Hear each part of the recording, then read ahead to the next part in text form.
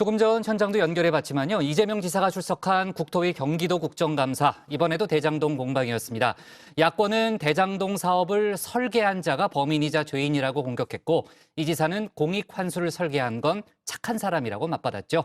다만 구속된 유동규 전 본부장의 과거 인사에 개입한 적 있느냐는 질문에는 기억이 나지 않는다고 답했습니다. 오늘 국토위 국감의 주요 장면을 신혜원 체커가 정리했습니다.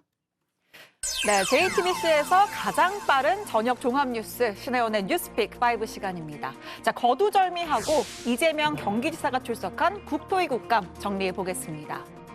자, 이재명 지사 그제 행안위 국감에 이어서 두 번째 국감 출석이죠. 1차전 행안위에서는 국민의힘에 한 방이 없었다라는 평이 지배적이었는데 오늘 국토위는 어땠을까요? 자, 2차전 첫 번째 픽은 바로 철벽입니다.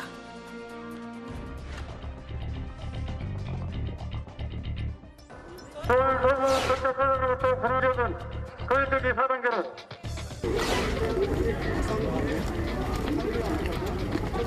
이재명 구속하라!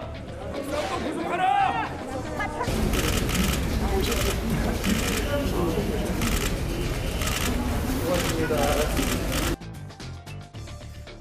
네, 이렇게 대장동 특검을 촉구하는 시위대를 뒤로 한 채 이재명 지사가 경기도청에 들어섭니다. 그제 행안위 출근길에서는 직접 마이크를 모아들고 서서 10분간 발언을 자처했었는데 오늘은 딱 수고하십니다. 한마디로 질문을 원천 봉쇄했습니다. 자, 이윽고 오전 10시 국토위 국감에 막이 올랐죠. 이 지사는 인사말에서부터 국민의힘을 상대로 철벽을 쳤습니다. 국정감사는 인사청문회가 아닙니다. 그리고 저는 개인으로서 이 자리에 있는 것이 아니라 국정감사를 위한 기관 증인으로 경기도지사의 자격으로 이 자리에 법률에 의해서 증인으로 서 있습니다. 저의 과거에 관한 일, 경기도지사의 업무와 관계없는 일, 경기도지사의 업무 중에서도 국가위임사무 또 국가보조사업과 관계없는 것에 대해서는 가능하면 제가 답을 못 드리더라도 이해를 부탁드립니다. 야당의 대장동 공세에는 맞대응하지 않겠다는 겁니다. 그런데 사실 국감에서 적극 대응하겠다라고 했던 건 이 지사 본인이었죠. 정치 공세가 예상되지만 오히려 대장동 개발 사업의 구체적 내용과 또 행정 성과를 실적을 설명하는 좋은 기회가 될 것으로. 하지만 말씀과는 달리 국회의 정당한 자료 요구에도 경기도가 자료를 제출하지 않거나 문제 소지가 없을 만한 자료들만 취사 선택해서 부실하게 제출하고 있습니다. 자, 이재명 지사의 철벽 수비에도 국민의힘은 계속해서 대장동 관련 질의를 이어갔습니다. 대신 작전을 좀 바꿨는데요. 지난 행안위 국감을 반면교사로 삼았습니다. 이재명은 일단은 말을 너무 잘하고 너무 거짓말도 잘하고 그래서 그냥 말할 틈을 안 주고 7분 동안 내내 야단치는 걸로. 거기 행안위원장이 민주당 사람인 건 아무도 몰랐나 보죠? 작전을 그렇게 짜고 갔대요. 그래서 원칙대로 가야 되거든요. 국민들이 궁금한 게 있어요. 그 진상규명이잖아요. 자, 그러니까 이 지사의 답변을 막판에 한꺼번에 받겠다라고 했다가 일장연설로 되치기를 당했었죠. 이번에는 그렇게 하지 않고 일문일답 형식으로 이 지사의 답변 시간을 줄이겠다는 전략입니다. 증인께서 오늘 야당 의원들의 질의에 답변하실 때는 핵심적인 내용만 짧게 그 질의하시는 의원님이 원하시는 대로 좀 가급적 짧게 핵심적으로 답변해 줄 수 있도록. 하지만 짧게 하란다고 짧게 할 이 지사가 아닙니다. 이 질의에 맞먹는 긴 답변이 이어지자 정리하라, 왜 답변을 막느냐, 여야 설전이 오갔고요. 결국 위원장의 회심의 아이템까지 등장합니다.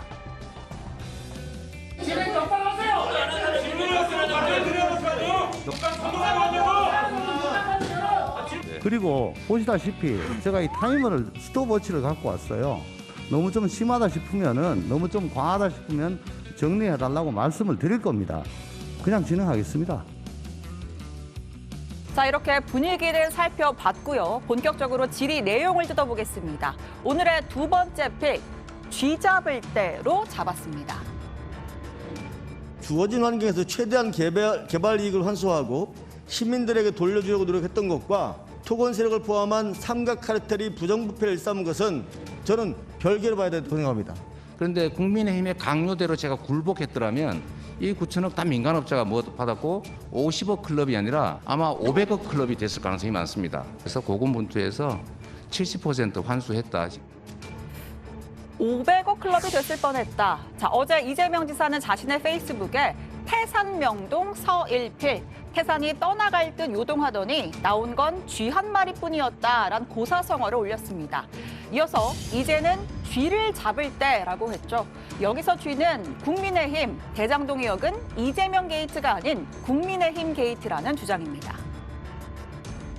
국민들께서 이 문제에 대해서 참 허탈해하시고 정말 벼락거지 됐다는 얘기까지 나올 정도인데 이 국민의힘의 방해나 제도적 한계 때문에 어쩔 수 없었다는 점을 우리 그러자 국민의힘 무슨 소리냐, 초과이익 환수 조항을 삭제한 것도 핵심 측근들에게 몽땅 이익을 가져가게 한 설계자도 모두 이재명 지사 아니냐라고 반박했습니다.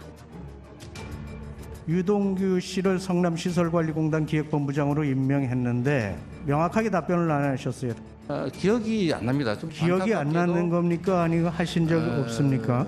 여기가 범죄인 취조하는 제가 것도 묻는 아니고 것만 유동규는 내 말이 곧 이재명 말이라고 이렇게 주민들에게 얘기하고 있는 걸 알고 계셨습니까? 이 당시에. 유동규는 그런 정도 영향이 있으면 제가 사장을 시켰을 텐데 그걸 나중에 사장 시켰잖아요. 경기. 네, 이 지사는 과거에 실무진이 초과이익 환수 조항을 건의했지만 받아들이지 않았다라는 의혹에 대해서도 나는 당시에 몰랐던 일이다라고 해명했습니다. 하지만 국민의힘은 이 지사가 배임을 저지른 것이라 공세를 이어갔죠. 단돈 100만 원이 들어가는 예산 집행도 시장 결제 없이는 하지 못한다고 말씀하신 분입니다. 뭐라고요? 질의는 저기 뭐라고 때문에 하셨어요? 못 들었어요. 지난 국감 때 초과 이익 조항을 건의한 걸 받아들이지 않았다고 했습니다. 그럼 제가 유동규 듣기로는, 네, 본부장이 이거를 거절한 겁니까? 대리급 정도 되는 신참 직원이 공모했는데 채택이 안 됐다고 해요. 그거를 그때 지사님, 그러면 보고하던 게 아니고 자, 이번에 제 얘기 들으시면 답변 언론 나중에 보도를 하실 보고 시간 알게 된 드릴게요. 거예요. 그 1조 가까운 돈을 화천대에게 몰아주는 걸 지사님이 결국 하게 했다는 거죠. 그게 배임입니다. 몰랐다고 하면 그게 무능이죠. 저도 이런 식으로 질문만 하고 공격만 하고 답을 안 하면 아예 답변을 안 하도록 할 생각입니다. 네, 오늘의 세 번째 픽은 대선 후보 맞대결입니다. 오늘 국토위에는 정의당의 대선 후보이자 이 지사의 라이벌 심상정 의원이 출격했습니다. 앞서 심 의원은 대장동을 단군일의 최대 공익 사업이라고 주장하는 것은 국민들을 우롱하는 것이라면서 이 지사가 대국민 사과를 해야 한다고 날을 세웠죠. 오늘은 면전에서 직격탄 날렸습니다. 국민들이 분통 터져 하는 게 뭐냐? 어떻게 8천만 원 투자한 사람이 1,000억 원, 1,000배 이상의 수익을 가져갈 수 있냐? 성남시는 도대체 어떻게 설계하고 무엇을 관리했나? 의원님식으로 말씀하시면 LH공사가 토지 택지 개발해서 분양해가지고 민간업자가 분양이 가능하면 잠깐만요. 아마 수십조 될 질문도 안 한 겁니다. 말씀을 왜 잠깐만 답을 저한테 좀 하십니까? 물어보시는 것 같은데. 제가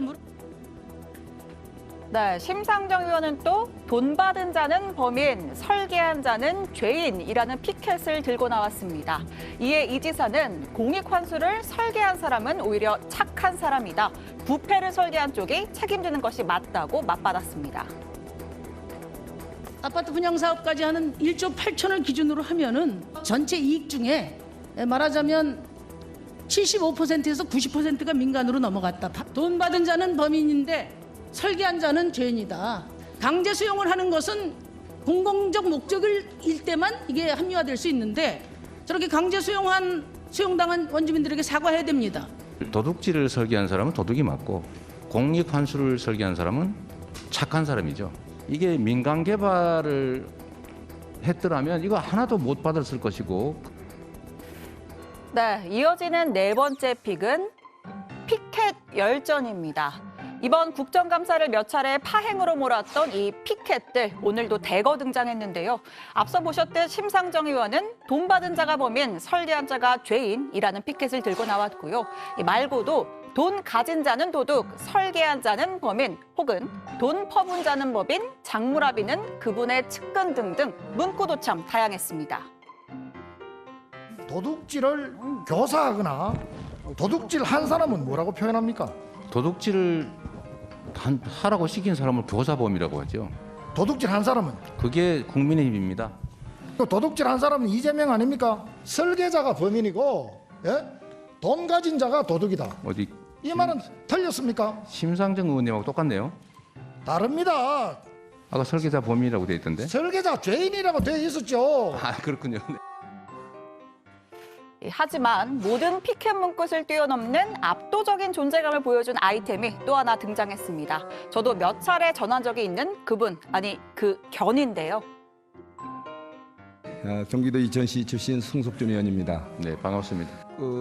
증인님, 잠깐만요. 이번에 여당 대통령 마이크 빼세요. 간사간 합의했잖아. 일로 와보세요. 간사간 합의했잖아요. 기타 그건 안 쓰기로.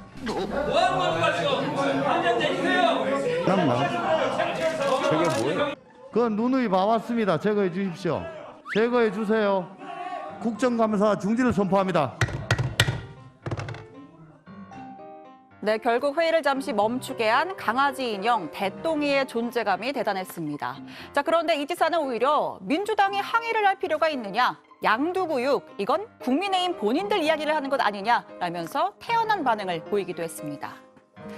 자, 오늘의 마지막 국감픽은 잠시 국토위가 아닌 다른 상임위 정무위로 가볼 텐데요. 제2의 대장동으로 꼽았습니다. 국민의힘 박수영 의원은 이 지사가 성남시장 재임 시절 성남시 백현동 한국식품연구원 부지의 용도 변경에 특혜를 줬다고 주장했습니다. 실제로 관련 보고서에는 이 지사와 이 지사의 측근으로 분류되는 정진상 당시 성남시 정책비서관의 서명이 적혀 있는데요. 용도를 한 번에 4단계나 높인 것, 또 백현지구 사업에도 측근을 요직에 앉힌 것 등을 제2의 대장동과 같다는 주장입니다. 자, 이 백현동 사업 관련한 이 지사 측 입장은 아직 나오지 않았는데요. 관련 내용 포함해서 국감 소식 들어가서 더 살펴보도록 하겠습니다. 자, 지금까지 신체커의 국정감사픽 5였습니다.